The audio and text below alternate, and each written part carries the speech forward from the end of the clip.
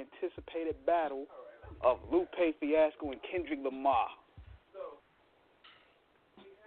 Well, yo, can I? Go ahead. Lead off. I ain't gonna lie. Don't get me wrong. Like, I never really been a Lupe Fiasco fan for a long time. You know what I'm saying? I thought he couldn't. He didn't know who he was as an artist. He would just sit there and just do that flippity, hippity, hoppity, lyrical shit just to try to find himself. And then eventually he did, or whatever, like, what, three years ago. And I'm like, okay, Lupe might have some shit. And that's why I say ultimately he cannot fuck with no Kendrick Lamar. Kendrick Lamar always been on fire. Like, this dude Lamar, like, he'll have his bum out tracks here and there. Who doesn't? But Lamar always been that dude that'll have that flow, have that message, have that beat that he made from scratch. And like, this dude is just he's way too creative. Way more creative than this dude, Lupe Fiasco. Lupe Fiasco don't even know. He don't know if you want to be black or Chinese or Erykah Badu. Now, the thing is with this battle here is, before I went on the air, hold on, mute you guys for a minute. Now, I went on the air before I went on the air, I went ahead and looked at the background of this whole scenario. And to be honest, I think Lupe may have a case here because Kendrick has a new single that he's promoting for the Black Panther soundtrack, and that cover looks very similar to the single that Lupe put out not too long ago. The covers are very similar. Then there's the concept of that last album he did, where he did a concept where he was doing an album backwards. Kendrick did the same thing. Now, I don't know if it's biting or I don't know if Lupe is baiting him, but it seems pretty coincidental. And I want to put you guys back on. I want to get y'all opinion about that because I remember biting was an abominable sin. I got T-Maxx back on. Well, the thing is, biting is when you are deliberately hacking somebody's style. It's like you jaws and you're pulling the jaws and not, you're not giving proper credit due. On the face of it, if we look at it, and we would like to think that this is basically based on simple rap academics in the art of rhyme. But the thing is, it gets more complicated when you look at the trajectory of their careers in terms of how it has gone. Lupe was part of that Chicago Renaissance of the mid-2000s. When we saw a lot of the artists, younger and older, Common, who was one of the first wave, of course, No ID, Kanye, who had really began to get his stride. He was supposed to be that next guy to represent the Chicago brand. And for some reason, it just, through a lot of, his albums were good, but they were never considered great to the point it would take him to the next stratosphere. Then what complicates it are his seemingly taking shots at our former President Obama just out of nowhere for a lot of his political, and which seemed to alienate the audiences even more. Kendrick, on the other hand, has maintained a very organic and even-keeled rise. We saw it from, Section 80 to Good Kid, Mad City, where we saw the progression, and not only the progression, but the sustained interest that enabled him to go further in it. And what we're looking at now is a Kendrick that is not going to really, really kowtow, but Kendrick made it being who he was. Kendrick writes from a stream of consciousness narrative that is about observation and articulation from his perception. He can flip it on terms of the lyrics, but in terms of being overly lyrically complex, that's not his style, and that's not a fault against him. That's just how he rhymes. But what he has is a following that has embraced him, that has supported him, still supports him. Hell, last time I checked, I think this man makes $1 million every show. So, I mean, for him to... Oh, go ahead, King. Yeah, now for Lupe, he also went in and saying that he doesn't consider Kendrick as a top-tier lyricist in terms of punchlines and bars. Do you guys happen to agree with that? Well, on September, I think it was September 14th of last year, he and I think it was in XXL magazine. He said that he gave the props to Kendrick Lamar and was like, you know what, because somebody had said something to him on Twitter about him not being as hard as Kendrick, and he was like, you know what, probably not. But then he comes back this year and says, you know, and I think even last year he said something about his sound quality, you know, it might fuck with him, but not the lyrics. And he admitted to it. Now he's coming back so strong about everything, like that nigga can't fuck with me. So I think even Lupe knows, and I think Lupe might even just be trying to get back in the limelight on the cool. But that's just my opinion, because when you flip-flop, you know, when Kendrick came out, he was hard, just as hard as he is now. It's not like he had to progress and get his mind right and his style together. He came out strong. So with Lupe being in agreement just a few months ago, or a year and some months ago, for him to automatically come back now and just be talking like he's so much better, then I think that's some trying to get his 15 minutes of fame and back in the limelight and shit. Another thing he said too, he said, and this is probably the ego talking. He said, "I've never been destroyed. Also, the only issue that the world thinks I have with K Dot, and I actually do, is I think his control verse was whack and super overhyped to be a verse claiming you were the best rapper. It was very weird. I was told it was just bait, but still. I'll put it to you like this. K Dot is not a top-tier lyricist to me and my standards when it comes to punchlines and bars. His overall lyrics are good. His stories are phenomenal, but punchline endure. Lyrically, I do not see it." Can I come in on this, King? I don't see it from this mother. Go ahead, King. Go ahead, man. Yeah, then he posted the album covers, which are very similar. The one that he just put out and the other one that he just put out. So let me get y'all intake on this. I would say this, like, basically, who's mimicking whose cover? This dude, Kendrick Lamar, is mimicking this guy's cover, Lupe Fiasco. Because I think I've seen those images or whatever. I ain't gonna lie, I can't be mad at this dude, Lupe Fiasco, you know, because that is, you know, I know what they say. I know they say, you know, what's that quote?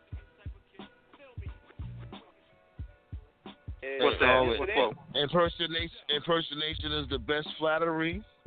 Imitation is the most sincerest form of flattery. Yes.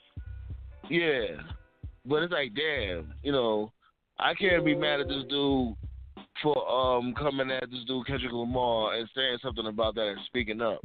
But when it comes to him, like, basically trying to come at his career, he can't, because, you know, if I think if this dude Kendrick Lamar didn't have Dr. Dre on his side, he'd probably be more known than this dude Lupe Fiasco anyway. And also, what I find that I found totally arrogant from Lupe's part is saying my standards. Well, standards are arbitrary because hip-hop is a subjective art form. It is all up to the interpretation of the listener/consumer in terms of what they find to be entertaining or engaging.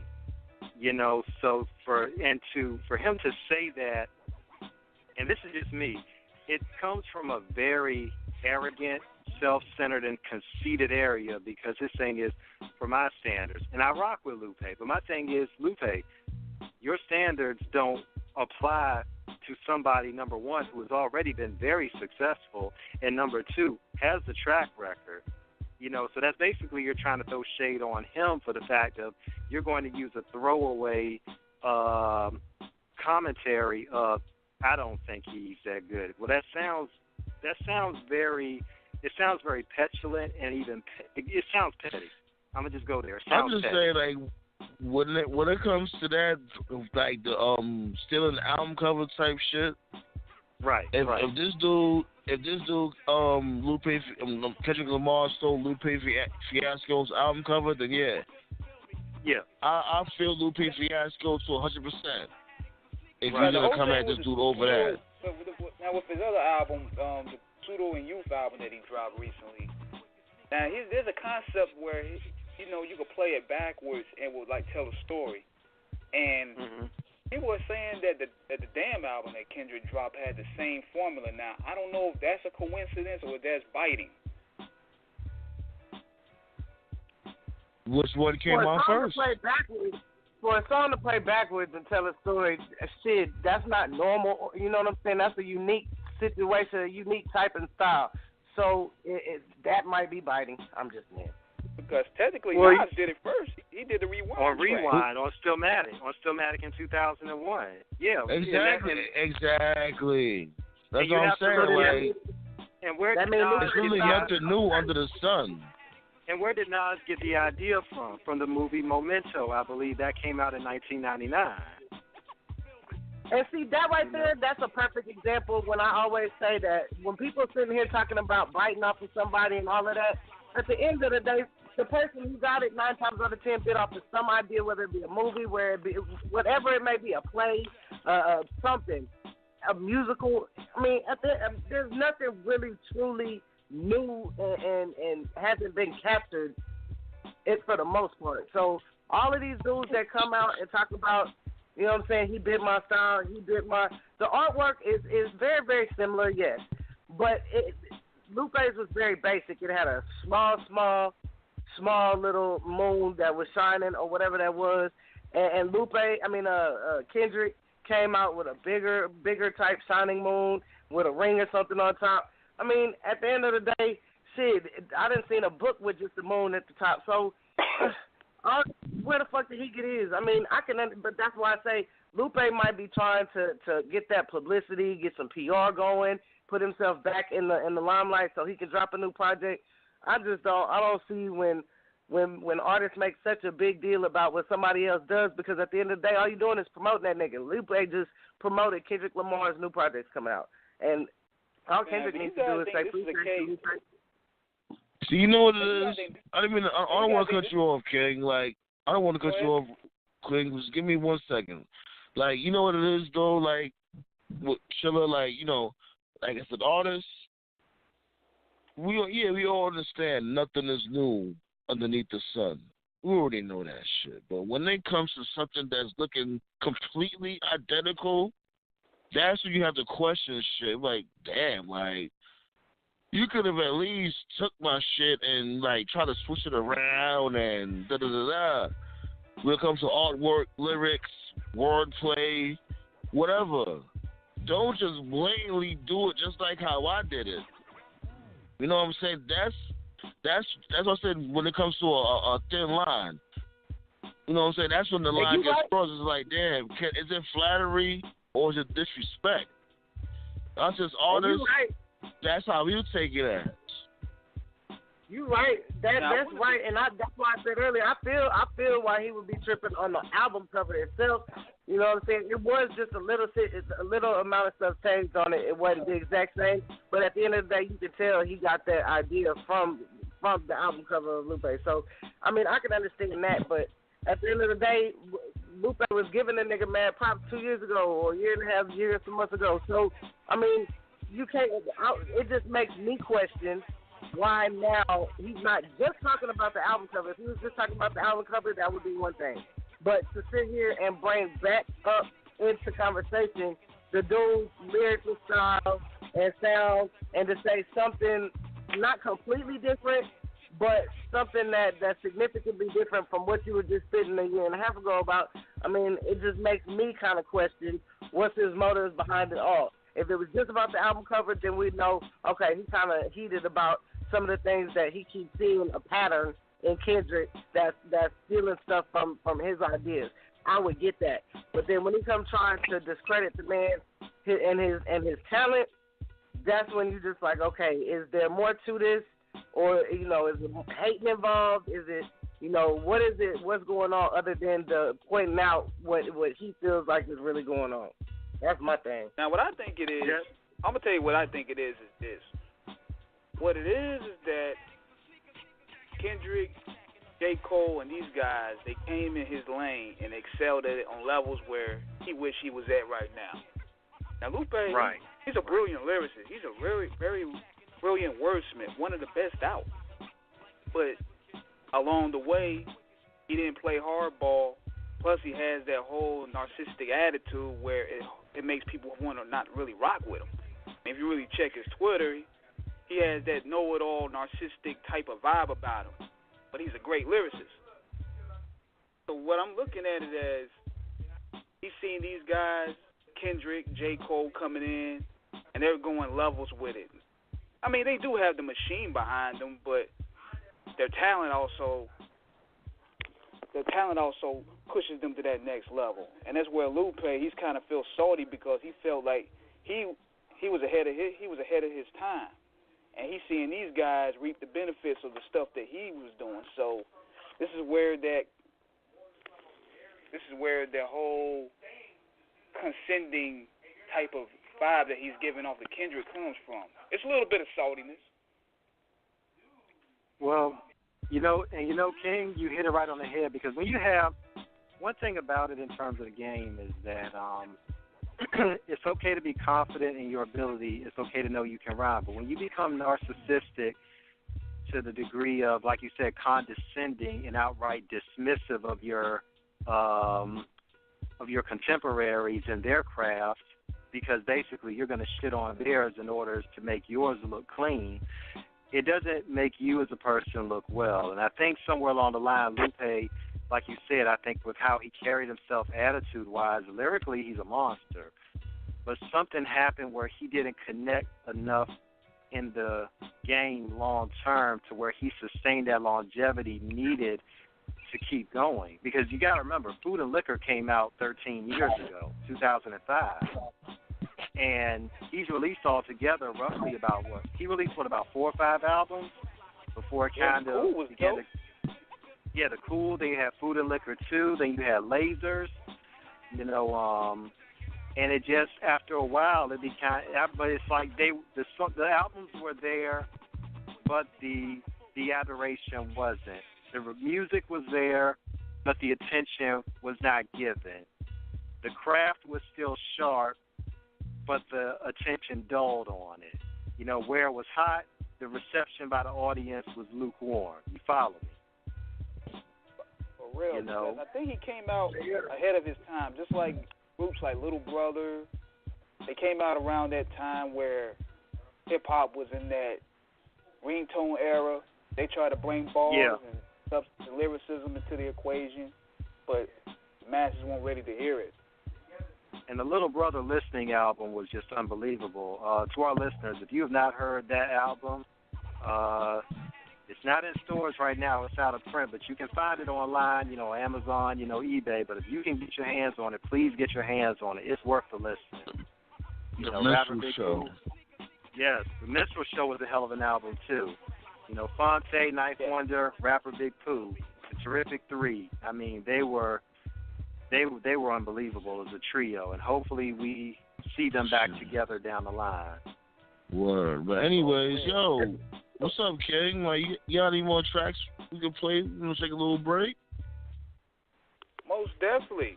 And before we go to break, I want to know y'all. Now, if this battle happens, who y'all got y'all money on between Lupe and Kendrick? In terms of bars? Kendrick. I'm going with Kendrick. I'm going with Kendrick, man. I'm going with Kendrick too. Lupe Fiasco is fucking whack, yo. Seriously, like you was really modest with this guy. I don't know if nobody say like he goes through an identity crisis. That's his main gripe. He goes through an identity crisis. And I was finna say oh Lord, he got a squad. Make sure you post this on YouTube. Make sure you post this on YouTube also, B. Word up. Man, look here. I'm going to tell the real fucking truth, B. Lupe Fiasco don't know what the fuck he is. He don't know if he's Chinese. He don't know if he's black. He don't know if he's in the Mortal Kombat tournament. He don't know if he's a skateboarder. He don't know if he's a nerd that be on computers. He's all over the fucking place. Yeah, he may have a hot track here and there, but he's not in nobody's ear. Not like Kendrick Lamar. You know why? Because everybody expects Kendrick Lamar to be himself, and he's always himself at the end of the day. He may sing a little bit. Like, he may sing a little bit here and there. You know, I ain't gonna lie, that shit does get on my nerves. Like, you don't have to sing all the goddamn time. But he's still better than Lupe Fiasco, bum, punk, Luke King looking ass. You know what I'm saying, man? Before we go, let me say, because I was going to say it earlier, you brought it out when you said the identity crisis, and y'all were talking about why his longevity wasn't there on the cool. I think it was because of his identity crisis, not so much maybe what you were talking about, but just in the sense that I don't think his confidence was there. He may be narcissistic and all of that, but deep down inside, I think he would have had longevity if he would have just stayed in the booth, sharpened his skills, you know what I'm saying, and reclaimed his lane. But I think in due time, that nigga just he let everybody take over his lane, and he didn't push hard enough for whatever reason, whether it was confidence, whether it was a true identity crisis, whatever the case may be. I think if he'd have stayed at it and polished himself, he might have gone a lot further for a lot longer. But he, in my eyes, he just chose to stay comfortable at where he was and digress in some ways. So I don't know what it was, but Lupe, before we go on a break, I think what happened with him, he also went through those issues with Atlantic, because he went through creative differences for years, and went in terms of that Lasers album, and that pretty much put a dent into a lot of his, his discography, because Lasers was pretty weak, even though it had some hits up there like I'm Beaming and Words That I Said. And I think he also lost a lot of support when he went at Obama too. Yeah, he was one of the first people to actually go at Obama's neck the way he was. Just like I remember him saying one thing when he was talking about a drug dealer would kill Barack Obama in a debate. And that was the crazy shit. That was his identity crisis in a nutshell. What the fuck wrong with him? For real. Yeah. That's all I could say. For real. Yeah, I tell anybody when you're gonna talk politics, don't talk it off of emotion. Talk out of actual facts. And have some, and don't, and more importantly than facts, don't do it just to get attention. Just because, see, that's the problem with a lot of people. They don't have the consciousness with the intelligence, and they don't have the intelligence with the consciousness. So what they do, they simply cause a ruckus just to cause some just for discord. If I can discombobulate something to get attention, guess what?